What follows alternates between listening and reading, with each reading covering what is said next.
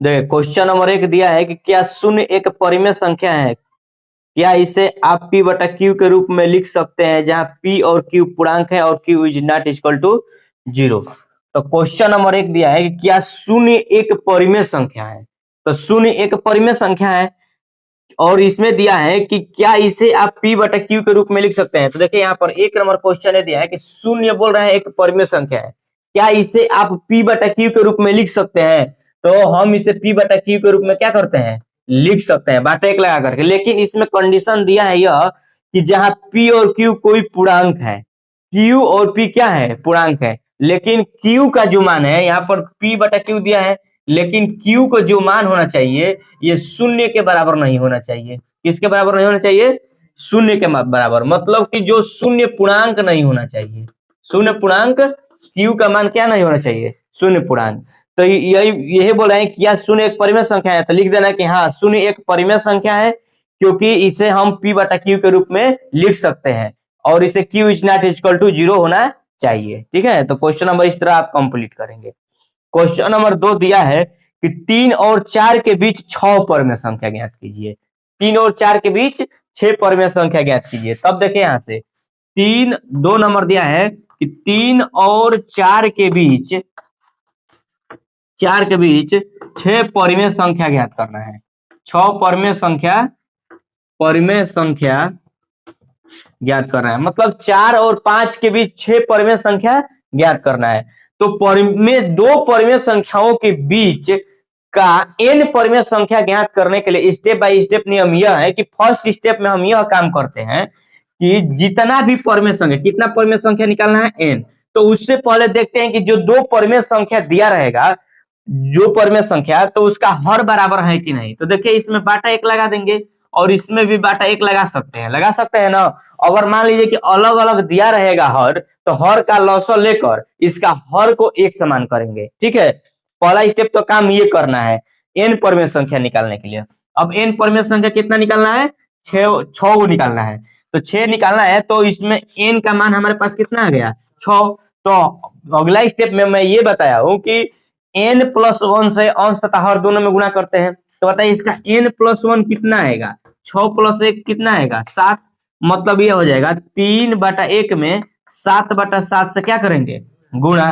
तो ये आ जाएगा 70 का 21, 7 एकम 7। इसी तरह 4 बटा 1 है, क्या है, 4 बटा 1 में करेंगे 7 बटा 7 से, तो 28 बटा क्या आएगा, 7 आएगा। अब 21 बटा 7 और 28 बटा 7 इनके बीच का परिमेय संख्या निकालना है।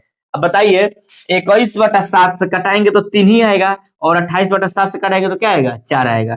तो 21 बटा 7 और 28 बटा 7 के बीच परिमेय संख्या निकालेंगे तो एक हो जाएगा 22 बटा 7 और हो जाएगा 23 बटा 7, 24, 22 बटा 7 के बाद 23 बटा 7 और 24 बटा 7, 25 बटा 7 और 26 बटा 7 और 28 बटा 7 तो है ही। उनके बीच का 6 परिमेय संख्या निकालना है, तो 1 2 3 4 5 5 गो हो गया। 21 बटा 7 और ये है 22 बटा 7, यहाँ पर एक हो जाएगा 21 बटा है ना, 1 2 3 4 5 निकल रहा है। 26 के बाद क्या हो जाएगा, 27 बटा 7। मतलब कि 27 बटा 6 परिमेय संख्या निकल गया, इनके बीच के परिमेय संख्या, यही आपका क्या हो जाएगा, आंसर हो जाएगा। ठीक है, इसको एक बार उतार लीजिए कॉपी पे।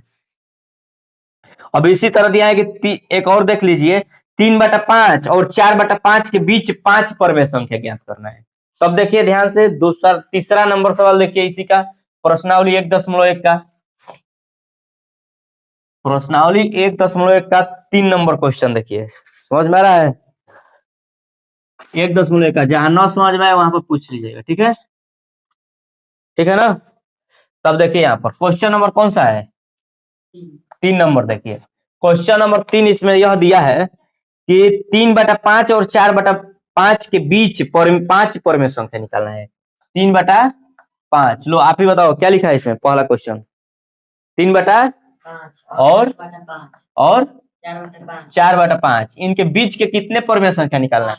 तो इनके बीच की 5 परिमेय संख्या जब निकालना है तो मतलब n का मान कितना दिया है, 5। तो आपके पास जब n बराबर 5 दिया है तो कुछ करना नहीं है, आपके पास जितने दो परिमेय संख्या रहेगा इन्हीं के बीच में पूछेगा, जितना परिमेय संख्या निकालना हो तो मान लीजिए कि 5 निकालना है तो n का मान 5, 6 निकालना होगा तो n का मान 6 होगा, उसी में एक आपको जोड़ना है, मतलब n+1 से हर अंश में गुणा करते हैं ना, तो हो जाएगा 5 + 1 कितना होगा 6। तो इसमें हम गुणा करेंगे 6/6 से, और इसमें भी गुणा करेंगे 6 तो इसमें हो जाएगा 36, 18, 6×5 30, इसका हो जाएगा 6×4 24, 6×5 30, ये हो जाएगा 18/30, ये हो जाएगा 24/30, मतलब अब 18/30 और 24/30 इन्हीं के बीच 5 गो परमेय संख्या निकालना है।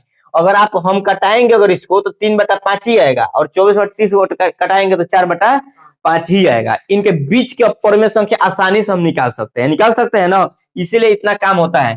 तो बताइए 18/30 और 24/30 के बाद 18 के बाद क्या आएगा 19/30, और आ जाएगा 20/30, 21/30, 22/30 और 23/30, 5 ही निकालना है ना, 1 2 3 4 5, आगे तो 24/30 आ ही जाएगा, तो बीच का परमेय संख्या निकालना है।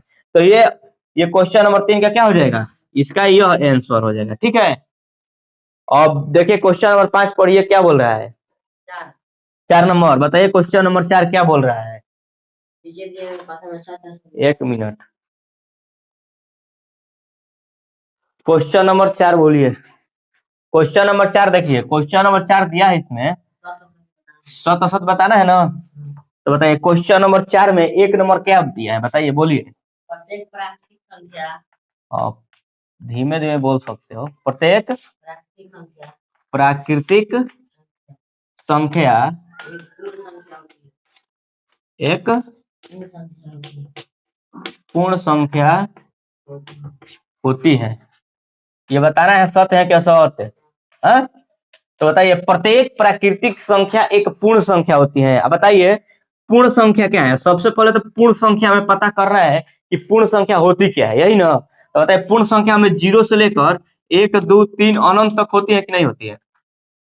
पूर्ण संख्या मतलब उसमें 0 शामिल, तो प्राकृतिक संख्या में तो यही बोल रहा है कि प्रत्येक प्राकृतिक संख्या, ये सारी प्राकृतिक संख्या एक पूर्ण संख्या होती है। तो बताइए ये सारी प्राकृतिक संख्या 0 के साथ आ सकती है कि नहीं आ सकती है, आती है ना, मतलब ये पूर्ण संख्या में पूरा प्राकृतिक संख्या है कि नहीं है। तो वही बात बोल रहा है कि प्रत्येक प्राकृतिक संख्या एक पूर्ण संख्या होती है, तो लिख देना कि हाँ होती है, क्या लिखेंगे होती है, इसलिए यह क्या है सत्य है, यह क्या है सत्य है, सही मार देना है। ठीक है ना। अब बताइए दूसरा क्या बोल रहा है, इसी में दूसरा है ना, बोलिए दूसरा क्या बोल रहा है। रुक जाइए, प्रत्येक पूर्णांक एक पूर्ण संख्या होती है, एक पूर्ण संख्या होती है। प्रत्येक पूर्णांक एक पूर्ण संख्या, इतना ही है। ये बोल रहा है कि प्रत्येक पूर्णांक एक पूर्ण संख्या होती है। बताइए पूर्णांक, तो सबसे पहले तो चेक करेंगे कि पूर्णांक क्या होती है, यही नहीं चेक करेंगे कि पूर्णांक क्या होती है। तो बताइए पूर्णांक माइनस अनंत से प्लस अनंत तक की संख्या को क्या कहते हैं पूर्णांक। तो ये तो माइनस अनंत से प्लस अनंत तक की संख्या को पूर्णांक कहते हैं, ये तो बात 100% श्योर है। लेकिन इसमें बोल रहा है कि प्रत्येक पूर्णांक एक पूर्ण संख्या है, लेकिन पूर्ण संख्या तो शून्य से चालू होती है ना, अनंत तक, शून्य से अनंत तक होती है ना। इसमें माइनस वाला तो पूर्ण संख्या नहीं होता है, माइनस वाली संख्या पूर्ण संख्या नहीं होती है, इसलिए यह क्या है असत्य है। लिखिए कि यह असत्य है, क्या है असत्य है, मतलब यह गलत है। बात समझ में आ रहा है कि नहीं आ रहा है। अब बताइए 3 नंबर इसमें क्या दिया है। हाँ प्रत्येक परमेय संख्या, बोलिए प्रत्येक परमेय संख्या क्या है। प्रत्येक परमेय संख्या, प्रत्येक परमेय संख्या एक पूर्ण संख्या होती है।